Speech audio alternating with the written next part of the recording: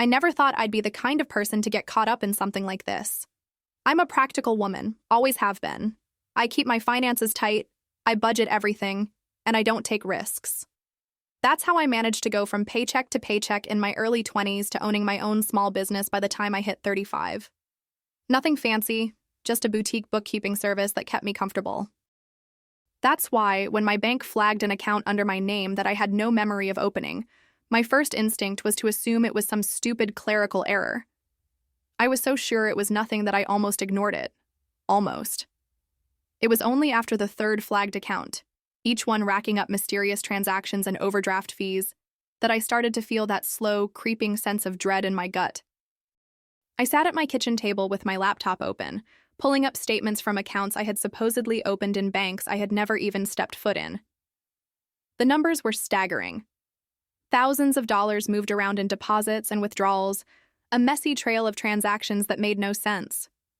But what made my stomach turn wasn't just the money. It was the name listed as a secondary account holder on every single one. My sister, Vanessa. Vanessa and I had never been particularly close, but we weren't enemies either. She was the wild one growing up, the one who always found herself in trouble but somehow managed to charm her way out of it. I was the responsible one, the one who cleaned up the messes, until I stopped. I thought she had outgrown that phase. She had a decent job, a nice apartment, and as far as I knew, she wasn't struggling financially. But here she was, using my name, my credit, my identity, to pull off some kind of scam. And the worst part? She hadn't even tried to hide it. Did she think I wouldn't notice? Or did she just assume I wouldn't do anything about it? I sat there staring at the screen, my fingers hovering over my phone. I could have called her right then and there, demanded an explanation, threatened to go to the police. But something held me back. Vanessa had always been good at talking her way out of things. Crying, playing the victim, twisting the truth until you weren't even sure what you were mad about in the first place. If I confronted her now, she'd just find a way to make it my fault. No. If she was going to play dirty, I needed to be smarter. I wasn't just going to stop her. I was going to make her pay for every cent she took, and then some. The first thing I did was gather proof. I spent hours going through every transaction, screenshotting everything, saving statements, and even printing them out. I needed to understand exactly what she had done and how deep this mess really was. Turns out, Vanessa had been running this little scheme for over a year. She had opened at least 4 different accounts under my name, taken out credit lines, and even applied for a personal loan. The kicker? Some of that money had been deposited into her legitimate bank account, the one under her real name. That was the thread I needed to pull. Instead of confronting her outright, I decided to play along. I called one of the banks, pretending to be confused about an account I must have forgotten opening. I asked innocent questions, got details, and even requested changes to the account settings. Turns out, Vanessa had set up a few of them to transfer money between each other, probably to make the transactions seem more legitimate. I let the banker walk me through the process, taking mental notes. Then, I did something I knew Vanessa would never see coming. I redirected the funds. I started small. Just a few transfers here and there, nothing too obvious, at least not at first.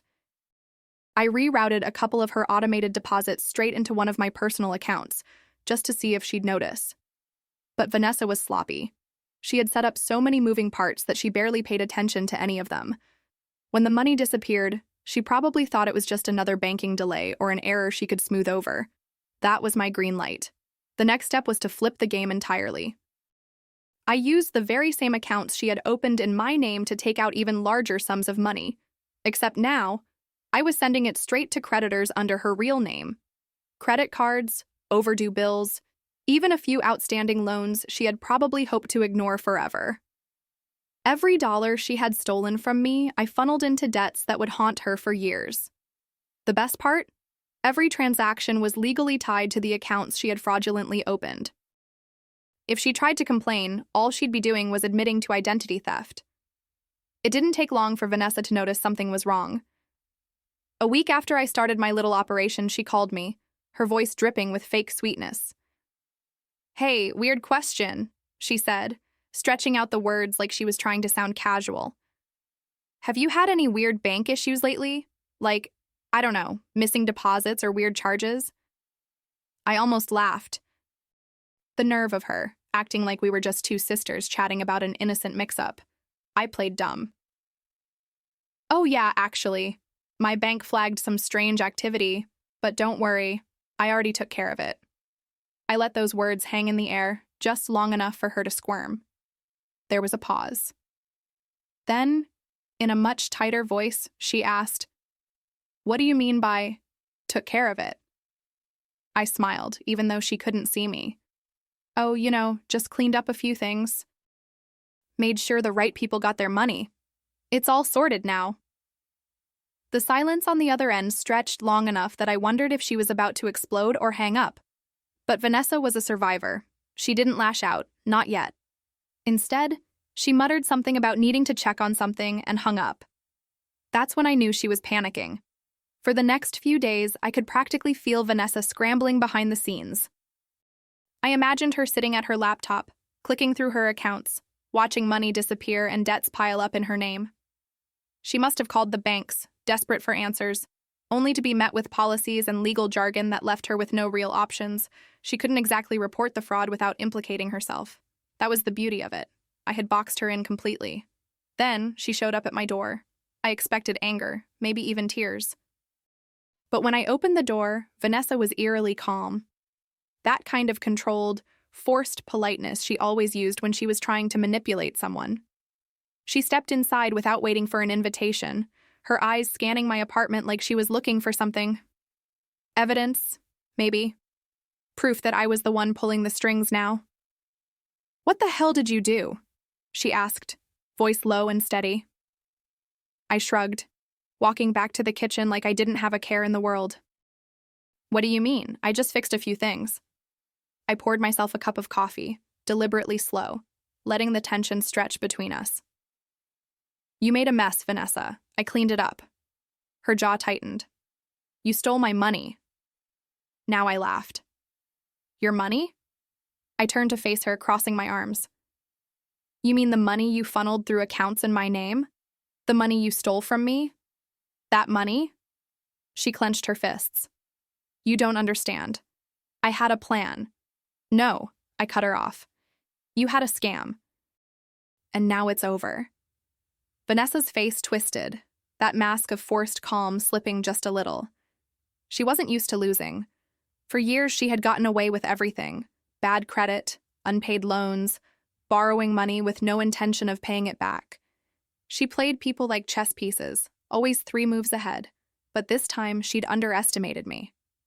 "I can fix this," she said, her voice sharper now. "Just undo whatever the hell you did, and we can pretend none of this happened." I sipped my coffee, pretending to think it over.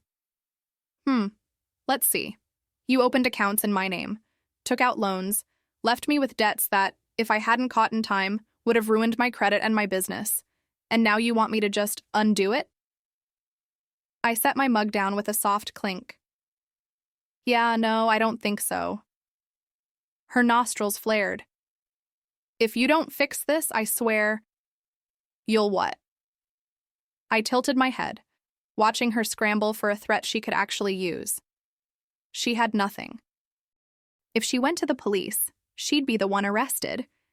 If she tried to take back the money, she'd only dig herself in deeper. And if she tried to screw me over again? Well, I had one final card to play. I reached for the folder sitting on my counter and slid it across the table toward her. "You might want to take a look at this." Vanessa hesitated before picking up the folder. I could see the way her fingers tightened around the edges, like she already knew whatever was inside wouldn't be good for her. And she was right.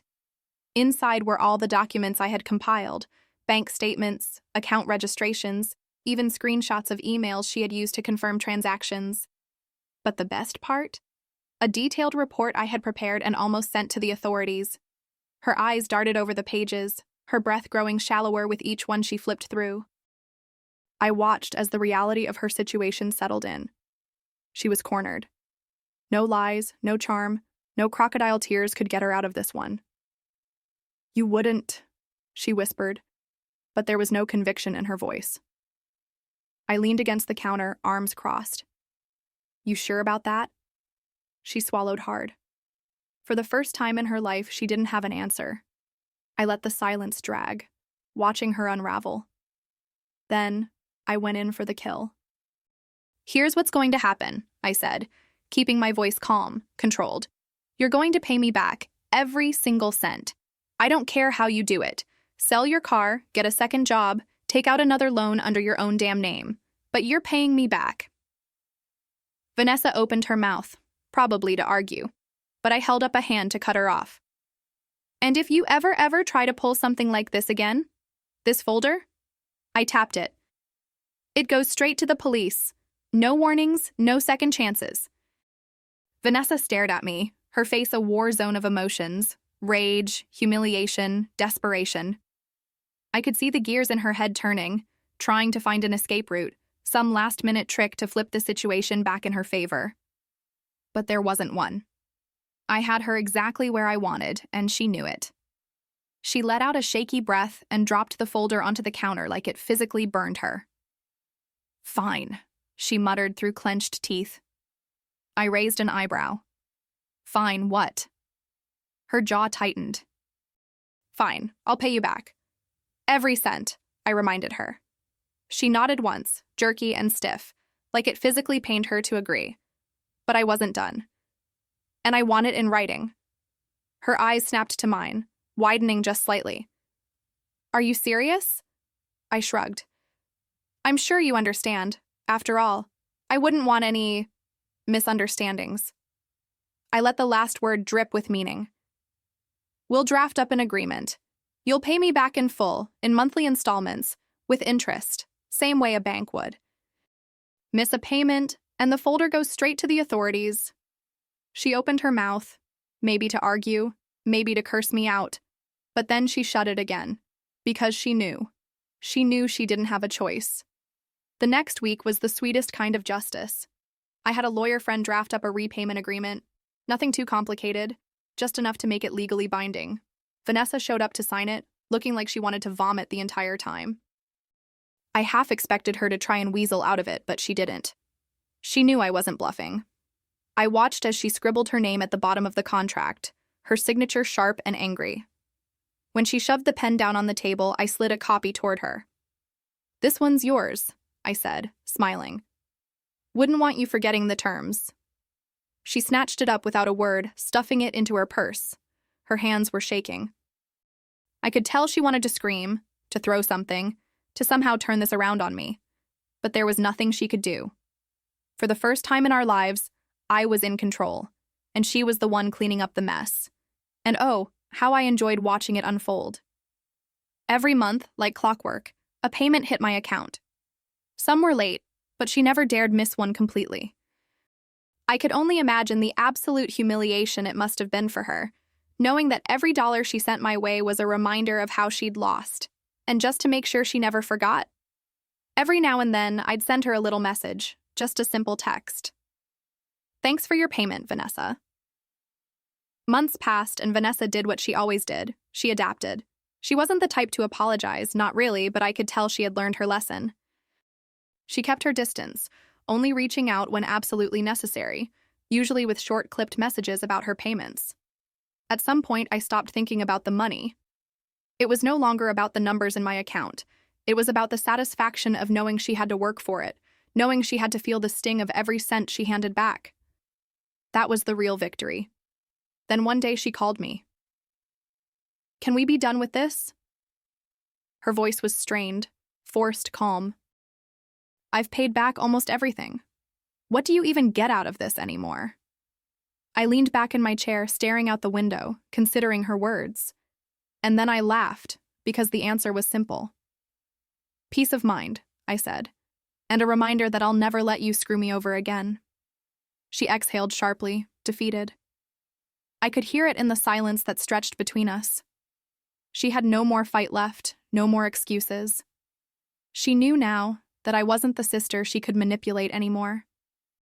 I let the silence sit a moment longer before finishing, my voice steady, certain. We're done when I say we're done, Vanessa? And then I hung up.